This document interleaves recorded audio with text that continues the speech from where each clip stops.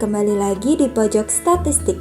Pada video kali ini kita akan membahas mengenai Indeks Pembangunan Manusia di Indonesia.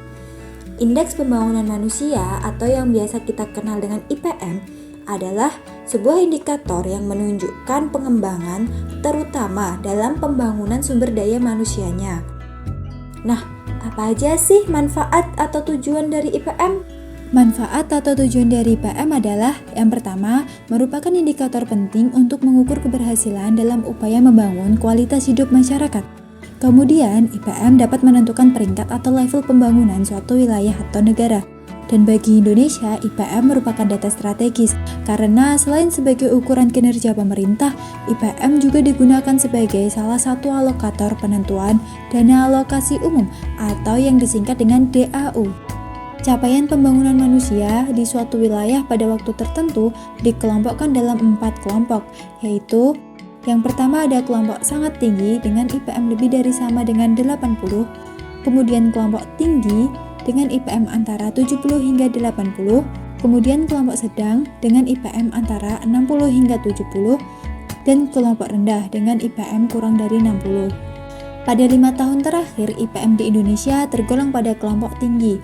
Pada tahun 2019 sebesar 71,92, tahun 2020 sebesar 71,94, tahun 2021 sebesar 72,29, tahun 2022 sebesar 72,91, dan tahun 2023 sebesar 73,55.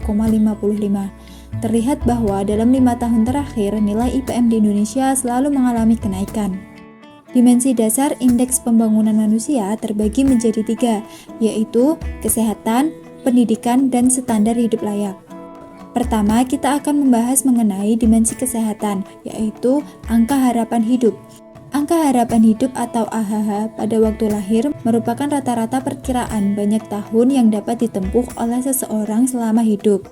Mari kita lihat bagaimana harapan hidup laki-laki dan perempuan di Indonesia telah berkembang dari tahun 2019 hingga 2023. Pada tahun 2019, harapan hidup laki-laki adalah 69,44 tahun dan perempuan 73,33 tahun. Harapan hidup ini meningkat setiap tahunnya. Pada 2020 menjadi 69,59 tahun untuk laki-laki dan 73,46 tahun untuk perempuan. Pada 2021 mencapai 69,67 tahun untuk laki-laki dan 73,55 tahun untuk perempuan. Pada 2022 menjadi 69,93 tahun untuk laki-laki dan 73,83 tahun untuk perempuan. Dan pada 2023 mencapai 70,17 tahun untuk laki-laki dan 74,18 tahun untuk perempuan. Dari data ini terlihat bahwa harapan hidup baik laki-laki maupun perempuan di Indonesia terus meningkat setiap tahunnya. Namun, perempuan memiliki harapan hidup yang lebih tinggi dibandingkan laki-laki. Selanjutnya adalah dimensi pendidikan. Rata-rata lama sekolah atau RLS dan harapan lama sekolah atau HLS adalah indikator yang menyusun dimensi pengetahuan. RLS mengukur jumlah tahun pendidikan formal yang telah dijalani oleh individu yang berusia 25 tahun ke atas. Pada tahun 2019, rata-rata lama sekolah di Indonesia adalah sebesar 8,34 tahun, pada 2020 sebesar 8,48 tahun, pada 2021 sebesar 8,54 tahun, pada 2022 sebesar 8,69 tahun, pada 2023 sebesar 8,77 tahun. Sedangkan harapan lama sekolah adalah harapan lamanya tahun pendidikan yang akan dijalani oleh seorang anak berusia 7 tahun di masa yang akan datang. Pada tahun 2019, harapan lama sekolahnya adalah sebesar 12,95 tahun.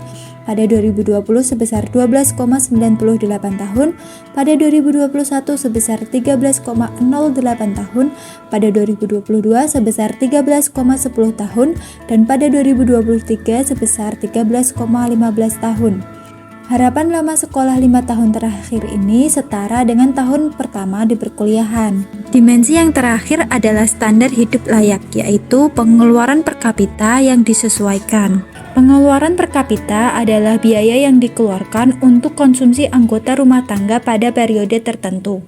Pada tahun 2019, pengeluaran per kapita di Indonesia adalah sebesar Rp11.299.000, pada 2020 sebesar Rp11.013.000, pada tahun 2021 sebesar Rp11.156.000, pada 2022 sebesar Rp11.479.000, dan pada 2023 sebesar Rp11.899.000. Sebagai sebuah indikator yang sangat penting, IPM memberikan gambaran yang komprehensif tentang kualitas hidup masyarakat di suatu wilayah atau negara. Dengan memahami IPM, kita dapat melihat seberapa jauh kita telah berkembang dan apa yang masih perlu kita tingkatkan.